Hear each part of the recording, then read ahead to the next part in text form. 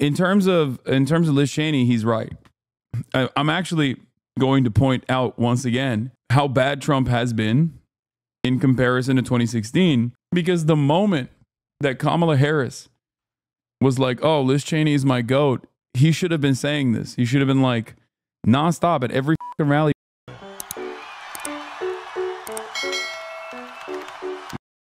2016, the leaders and heroes of the Republican Party were the Bush and Cheney families. And is it weird for you to Yo, the lag kind of making it hard to watch? What lag, brother? see Liz Cheney, that'd be Dick Cheney's repulsive little daughter, running against you with Kamala Harris? Well, I think it hurts Kamala a lot, actually. Look, she's a deranged person. The reason she doesn't like me is that she wanted to stay in Iraq. She wanted to stay. She wants to, you know, tough person. You know, people get killed all over. She's real tough, right? They're not the tough people. Don't forget, I went against her, and in her state, which is a great, beautiful state, she lost for Congress with the highest number in history.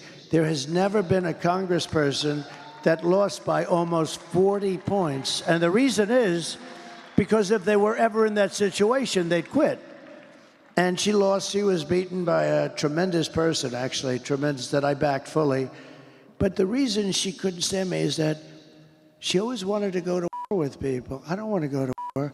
She wanted to stay in Syria. I took them out. She wanted to stay in Iraq. I took them out. I mean, if it were up to her, we'd be in 50 different countries. And, you know, number one, it's very dangerous. Number two, a lot of people get killed. And number three, I mean, it's very, very expensive. That's why we owe $36 trillion.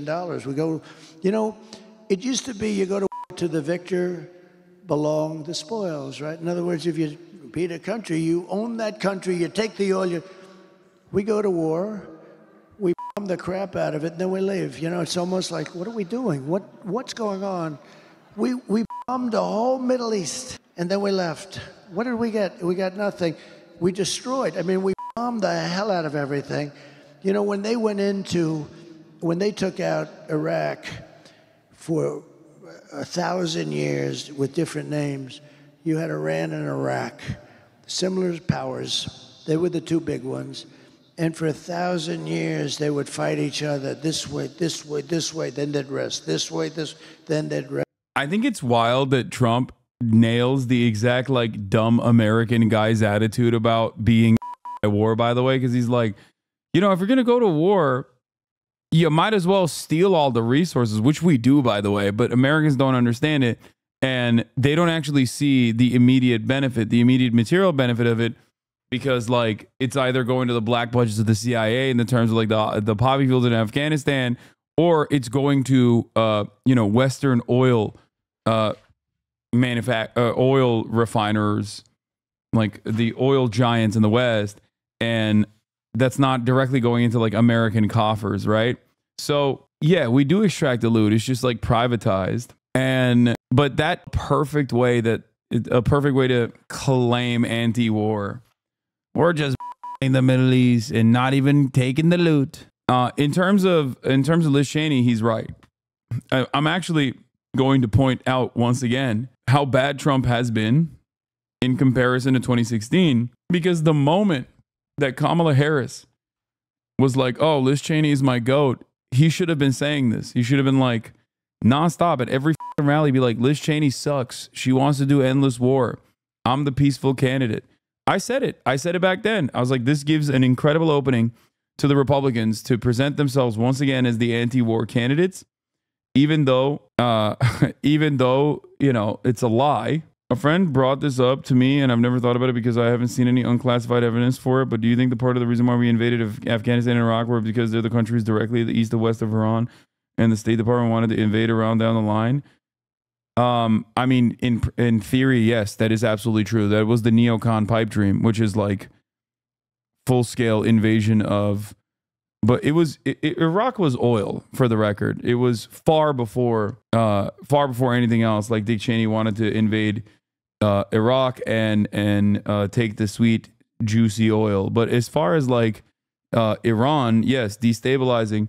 or maybe even full tilt invading Iran, was always also for oil and has always been like the final crowning achievement of the neocons. That's why we say that Kamala Harris did not have to give any concessions to get Dick Cheney and Liz Cheney on board, because like this current Democratic administration is basically achieving that agenda, the dream of like active conflict with Iran. Anyway, can you give me counterpoints to use against my dad? His one issue is foreign policy. He believes Donald Trump is a peaceful dove type. Ask him why he destroyed the Iran denuclearization agreement, to which he's going to say, oh, but because it was bad. It was bad. Iran was supporting terrorism in the region. Yeah, except the best possible pathway forward was normalizing relations with Iran, which Donald Trump destroyed.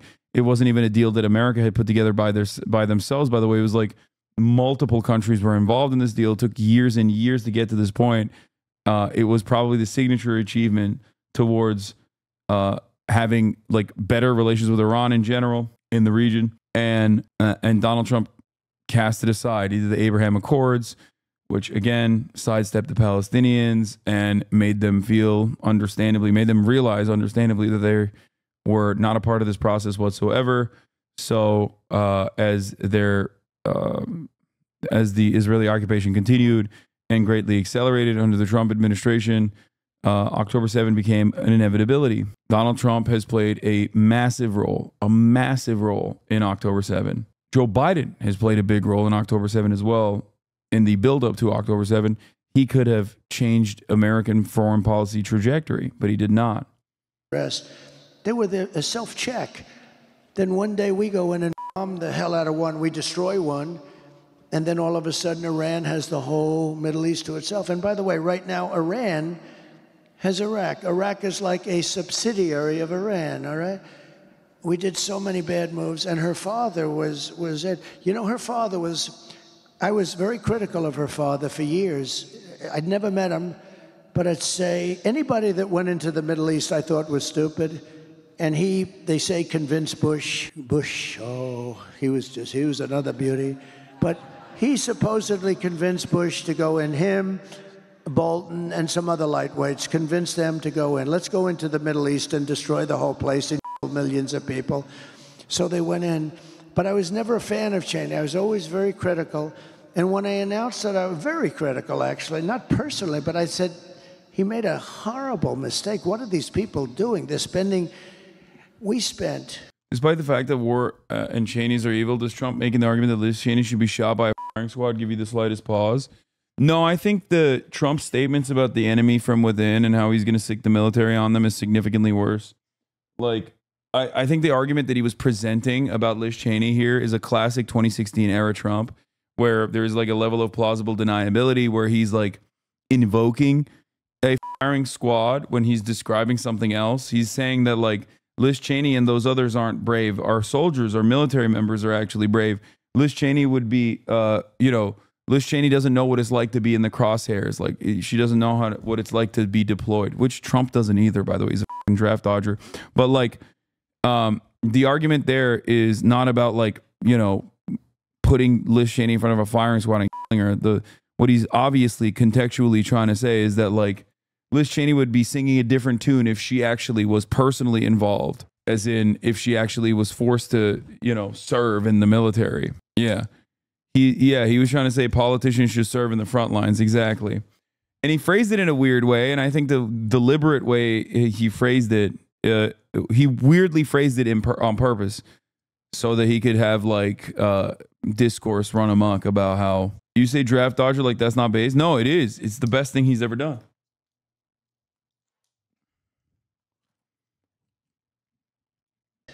$9 trillion with a T, not even with a B. Normally I say not million, billion, but now I say not billion, trillion. We spent $9 trillion bombing the hell out of the Middle East. And what the hell did we get other than lots of dead people, including our people? We got nothing. So I was very critical of him. And then I announced I was running, and I was shocked that he was one of the first people. He endorsed me immediately. I said, that's amazing. But he had something that was very interesting. He had Scooter Libby, I mean, these are little stories that are interesting. Scooter Libby was a man that could have done great destruction to Bush, and they left him behind. He was given to the Like, I can't believe I'm saying this, but Zach Beauchamp is right. Folks, Trump didn't threaten to execute Liz Cheney. He actually was calling her a chicken hawk, something liberals have said about her for ages. Look at the context. Trump is talking about giving her a weapon. Typically, people put in front of firing squads aren't armed. What is a 9-barrel comment for it if not a nod at a firing squad? You sound like such a jackass. The simple thing that candidates shouldn't graphically fantasize about opponents getting shot in the face, regardless of whether larger context or the point they're making is not complicated. Matthew Dowd, Lord have mercy. You know exactly what Trump meant and what he has said previously. Just stop. Yeah, I don't really care. Like, it's obvious that he phrased it like an insane person because he probably does fantasize about Liz Cheney getting shot in the fucking mouth in a firing squad style situation. But it's also very obvious that within the context of that conversation, he's saying that she is a chicken hawk. Having said that, yeah, liberals getting mad at this is so fucking stupid because Liz Cheney is a goddamn demon, okay? And so is Dick Cheney. Like, what the fuck are we doing? We're defending Liz Cheney's honor now. You might be this stupid. I mean, presumably you chose the avatar photo, but the rest of us are not. He wants her shot because she crossed him. When you cross him, he'll want you shot. This is how insane dictators work, but don't worry about enabling him. Well, we're well actuallying him. No, I just don't give a shit. I don't give a shit at all because Donald Trump has used so much violent rhetoric. This is another one of those instances. And also, I think like Dick Cheney being shot for treason or whatever the fuck this dipshit is fantasizing about is like the least consequential violent thing he said. Like, does that make sense? Like, this talks about rounding up every single brown person, dude, and putting him in concentration camps. Like, you think I give a fuck about Liz Cheney? If I could deport Liz Cheney, exile her to a fucking faraway island, and save 20 million migrants from mass deportation, you think I wouldn't do that in a fucking heartbeat? Get out of here. The deport list has tripled. I'm at 3 now. I'm kidding. I don't think anyone should be deported. Maybe Elon Musk. Prosecutors, they prosecuted him rather violently, and he was almost like a sacrificial lamb. And as somebody that knows a lot about what's happening, I said, you know, if I were ever president, I'd do something with that guy. That guy got treated very badly, Scooter Libby. And when I became president, I actually called Dick Cheney. I said, let me ask you about Scooter Libby. He was best friends. He was begging Bush to give Scooter Libby a pardon, but Bush didn't have the courage to do it. You know, it takes courage to give a pardon. It does take a certain courage because the press comes after, you know, et cetera, et cetera. And he didn't have the courage to give him, he should have given him a pardon, but he didn't have the guts to do it. But Scooter, and what happened is Dick Cheney, for years, for a long time, hated Bush. And don't let anyone tell you, he hated. He said, you don't leave your wounded behind. And I understand that.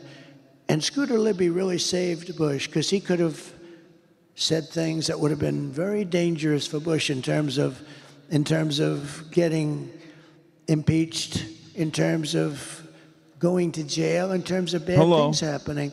But Scooter Libby didn't do that. And in all fairness to Cheney, I give him credit for this. He was very loyal to him, but he couldn't get Bush to do what he should have done. I came into government, and I did what they should have done. They didn't have the guts to do it. I did it. And Scooter Libby was pardoned. I gave him a pardon. And I never met Scooter Libby, by the way. I never talked to him before that. And I got a call from Scooter Libby after I did that. And he broke down in tears, thanking me so much. And then Cheney called me, and he said, that was so incredible what you did for Scooter Libby. Who gives a fuck about Scooter? Man, shut the fuck up. Jesus Christ. Bragging about pardoning neocons, is this your king? Yeah, like, I don't give a fuck about no Scooter Libby, bitch. Shut the fuck up. He's gonna stop the war. Business people. Was it necessary to make the comment? Was that necessary to make the comments in that report? Oh, yeah, sure. She's a war hawk. She kills people. She wanted, even in my administration, she was pushing that we go to war with everybody. And I said, if you ever gave her a rifle and let her do the fighting, if you ever do that, she wouldn't be doing too well, I will tell you right now. But She's a war hawk. She wants to go kill people unnecessarily.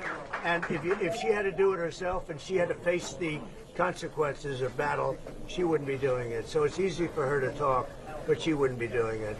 She's actually a disgrace. Can I go and do it all in the final? Well, she is campaigning. I mean, she's campaigning. I'm sorry, guys. You said last time, President Trump, you said last night you said you let Robert F. Kennedy Jr. do whatever he wants with health care. Well, he's going to have a big role in health care. HHS, maybe? In fact, we just left. In fact, I think he might be here. He's right here. You're comfortable with his views on vaccines, Mr. President? We'll be talking about a lot of things, but he's going to have a big role in health care, a very big role. Is it HHS, maybe? He knows it better than anybody. Yo, we're so cooked, dog. We're so fucking cooked. God damn, dude. This is... He's got some views that I happen to agree with very strongly, and I have for a long time. For years, you and I would agree. We'll be seeing it as a... What about his views on vaccine and maybe a position of HHS? All of these things will be talked about in this meeting is for the... I think it's crazy that RFK is within striking distance of like just destroying the... what remains of the American medical structure, okay? Like, it is... I can't begin to explain to you how fucking insane this shit is. community of Dearborn. So please let us welcome Mr. Donald J. Trump. Yeah. Mr. Trump. So anyway, Trump receives plaque promoting peace from Arab American leaders. So let me share a couple of words. Let me share a couple of words for our president, for our future president and former president, Mr. Donald J. Trump. A wise man once said, "Peace is the prize," and I stand before him today. As Arab Americans, we unite against the betrayal of those in power. Our families back home suffer, their cries for help echoing across borders, while the world remains silent. It is time to prioritize. Dude, what a thing. What an insane thing. Like, not only is he the Muslim ban president, but like he's doing more aesthetically. He is doing more. The Muslim ban president is doing more aesthetically to like at least make it seem like he gives a fuck about Arab voters than the Democratic Party is. Democratic Party is like actively trying to push away Arab voters while he's over here being like, yeah, I'll come over. I'll let you fuckers, you fucking barbarians, talk to me. I'll be in your presence. You can say he uses Palestinian as a slur till the fucking cows come home. It does not matter. Okay? You can say that all day, every day, but it doesn't matter. Not only is it the Democratic Party that's currently conducting the genocide in Israel, but also on top of that, like, guys, since the election is heated up in the last like 4 or 5 days, I haven't talked about this much, but like, Israel killed 92 people yesterday. Like, Israel's killing like 100 people every day in Gaza, in North Gaza specifically. Okay? And I don't think these guys are like honest people. I'll say it. I don't think these are honest brokers at all. This is a striking moment, but it isn't a damning moment for Muslim and Arabs, as many Americans may think it is. It's the sign of a demise of the Democratic Party, even in its ability to maintain optics. And optics are a core of politics. Kamala Harris, Joe Biden, and the Democratic Party have refused to even share a stage with Arabs, Muslims, Palestinians, not even for the sake of optics or for the sake of electoral interest. Instead, Harris and her party has chosen to castigate and marginalize Arabs and Muslims who overwhelmingly vote Democrat at every single turn. These men with Trump are a handful of Muslim Arab leaders out of millions of Muslims in the country. Not all Arabs are Muslim, and not all Muslims are Arab. And between these communities is a vast spectrum of politics and political engagement. Muslim Arabs have endorsed Jill Stein and third-party candidates, and over 150 imams, clerics, in a letter. Muslim Arabs have endorsed, supported Harris, Zogby, Mgage, Mehdi Hasan, uncommitted-ish. Black Muslims have been on both sides of this. Our communities aren't monolithic. There is no doubt that overwhelmingly Arab and Muslim communities are against the U.S.-backed Israeli genocide of the Palestinians, and it's safe to say that almost every single Muslim and Arab filling out a ballot will be thinking about Gaza, but many will not even be going to the ballot box. The question of voting for a party who actively overseeing the genocide of 2.2 million people, including over 1 million children, aside, the Democrats have given absolutely nothing to voters, Arab, Muslim. Wait, hold on. Sorry. 1 second. I'm securing while I'm having this conversation, while I'm reading this stuff out, I'm also securing a podcast guest, okay? Because I'm goated like that. That's bullshit. The Dems can't risk the votes. The orange monster needs to be dealt with first. Liberals are so funny, dude. You're right. Yeah, you should tell people whose family members have been slaughtered with their own tax dollars that Fuck you, Hasan, you libtard. Okay. Anyway, the question of voting for a party actively overseeing the genocide aside, the Democrats have given absolutely nothing to voters, Arab, Muslim, and to others, to show that they even want to pretend to care. Instead, they kick out Muslims from Harris rallies and yell, I don't give a fuck about Gaza and babies. Trump did the easiest thing to the Democrats, and Harris couldn't. He welcomed some Arabs and Muslims to share the stage with him. He embraced them. The Democrats, Biden and Harris, have categorically refused to. The narrative has been and will continue to be that Arabs and Muslims are supporting Trump. That isn't true. Our communities are pushing against the genocide of our people. Some in our communities are choosing to side with current genocidaires. Some are choosing to side with future genocidaires. But the majority are choosing to stand against both. Like, Donald Trump is not, he's not going to be fucking pro-Palestine. Let's be real. Not a cult. Look at this shit. I did see this shit. This is awesome. It's awesome because one of the kids is the shooter. Like, what the fuck? I know they bickered for days deciding who would be Trump. Yeah. I'm sorry, and I don't mean to sound heartless when I say this. If sheer representation on a conservative stage is enough to flip the vote from genocide to genocide, that's dumb fuck shit. Well, if there's only two options and one party is actively pushing away Arab voters and the other party is at least aesthetically trying to court voters, what the fuck do you expect from voters to see? Like, I don't think it's correct. I think it's fucking silly, but you're out of your fucking mind. If you, like, you shouldn't be angry at the voters in this situation that you've that you have perceived as like voting out of turn or some shit. Okay, you should be fucking yelling at the Democratic Party for actively pushing away Muslims and Arabs and people who care about Gaza. You know what I mean? Like, what are we doing? I can't help but notice that liberals' immediate, like, voters are the problem, not the party. Attitude has come back super strong with only a couple days out from the election. Campaigns need to earn people's votes. That is the underlying principle of democracy, you know? I think it's pretty nutty, though, that Donald Trump is, like, taking the time out to even aesthetically look like he gives a shit about Arabs or Muslims alike. Maybe your chatters don't know what's happening in northern Gaza. People are desperate for fuck's sake. They'd vote for Satan if he gives them a false promise. The Democratic Party ain't even willing to throw them a bone. Northern Gaza is literally a Holocaust zone right now, and Lebanon is losing journalists, firefighters, ambulance workers, and doctors. Yeah. The Washington Post did a visual forensics analysis on Israel's actions in South Lebanon, and I was sent this directly by one of the journalists who worked on the project, and turns out nearly a quarter of all buildings in Lebanese towns and villages near the Israeli border have been damaged or destroyed, the vast majority since Israel's October 1st invasion, according to an analysis of satellite data by Washington Post. Across Lebanon's border villages, at least 5,868 buildings have been left in ruins, 80% of them since the invasion began. In some places, such as the villages of Aita al-Shab and Kfar Kila, nearly half of the structures are gone. Many village centers have been erased. I mean, come on, dude. What the fuck do you expect? And it's not just Arabs who care about this shit. There's like white people who care about this shit too. Like, I know that a lot of the messaging on this issue has been like, oh, Arabs are of one mind. It's only Arabs. It's only Arabs. It's not only Arabs. There's plenty of fucking young people who will not go out and vote because of this reason. And what do? I have, a long time ago, made a choice never to lie to you.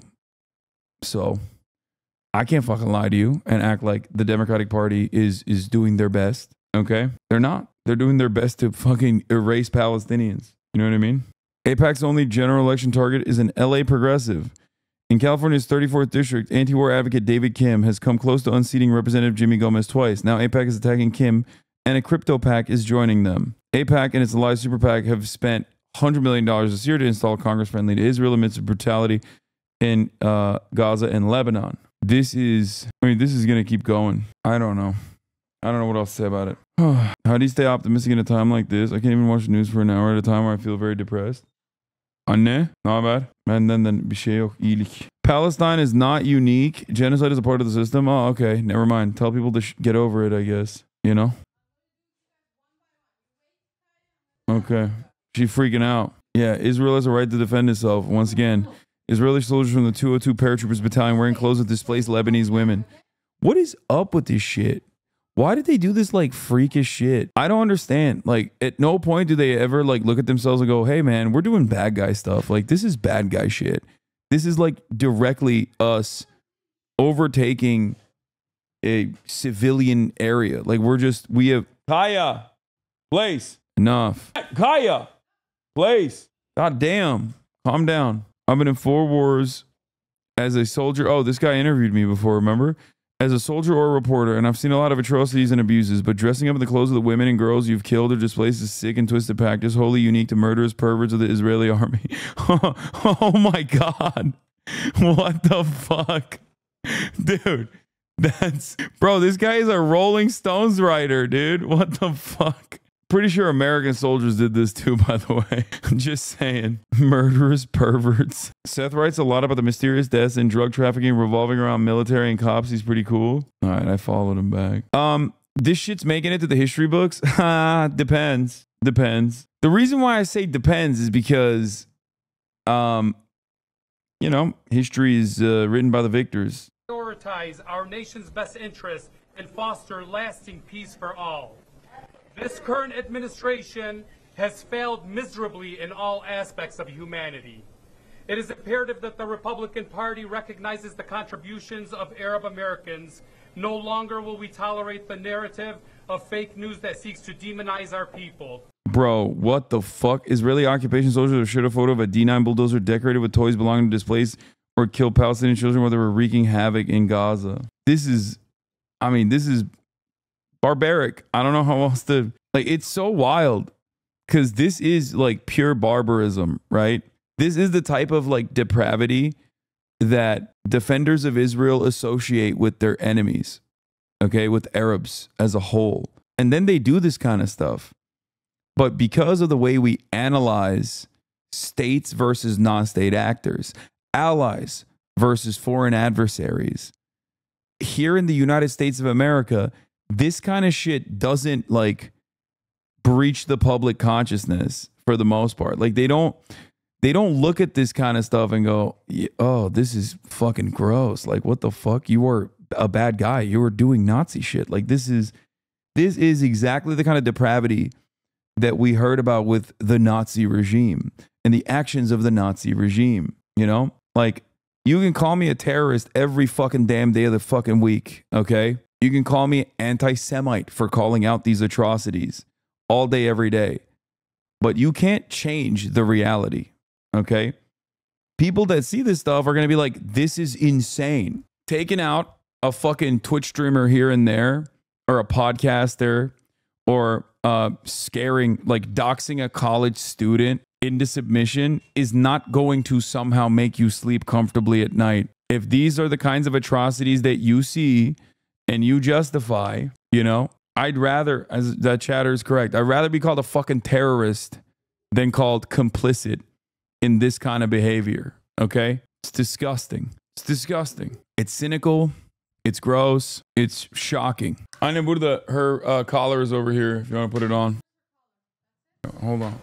We are proud Americans enriching this nation with our hospitality, education, and hard work. From doctors to humanitarians and poets to politicians, we embody the spirit of resilience and progress. We look to a Trump presidency with hope, envisioning a time where peace flourishes, particularly in Lebanon and Palestine, maintaining the integrity of our borders. We appreciate the recent letter regarding Lebanon. However, I can't stand in silence when Palestine is being erased. Please help us stop the bloodshed. No amount of money or power should be prioritized over human life. U.S. citizens should decide elections, not foreign entities and biased media sources. We must reclaim the promise of our forefathers, the freedom of speech, untainted by censorship from social media giants. These cross-dressing Nazis, a German artist found so many photos of them, he published a book. Ironically, all these cross-dressing soldiers were fighting for a regime that sent actual transgender people to a concentration camp. I don't think they're wearing the clothes of, I mean, they might be. This article's kind of weird.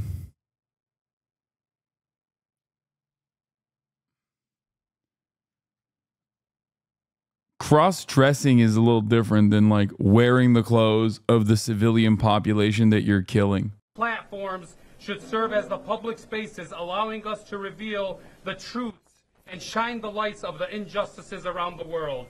As we approach the next election, let us be clear, the outcome will reflect the ineffective policies and leadership that have put us all at risk. I believe that you will stand up to corruption, fostering peace and prosperity through diplomacy rather than through bombs and bloodshed. I, along with many others, truly appreciate that you made it a priority to visit Dearborn, one of the greatest cities in the United States. It is vital to keep building these connections and strengthening relationships with our incredibly intelligent community, especially after the election. Now, I would like to honor our future president, Mr. Donald Trump, with a plaque on behalf of all peace-loving Michiganders, from a quote from Ronald Reagan that says, "Peace is the absence of conflict, but the ability to handle conflict by peaceful means." Thank you so much. I will hold on to this. Thank you. USA! USA! USA! USA! Well, I want to thank you. And look, I know many people from Lebanon, and we have to get this whole thing over with. We want to have peace. We want to have peace on earth, all over, all over. And these are wonderful people, and I very much appreciate it. And being with you in Dearborn is really Thank you cool. very much. It's shaped in the hand of Michigan because Michigan will decide this election, and Michigan is turning around to be a Republican state. Thank you. Thank you. Thank you very much. Everyone, good afternoon.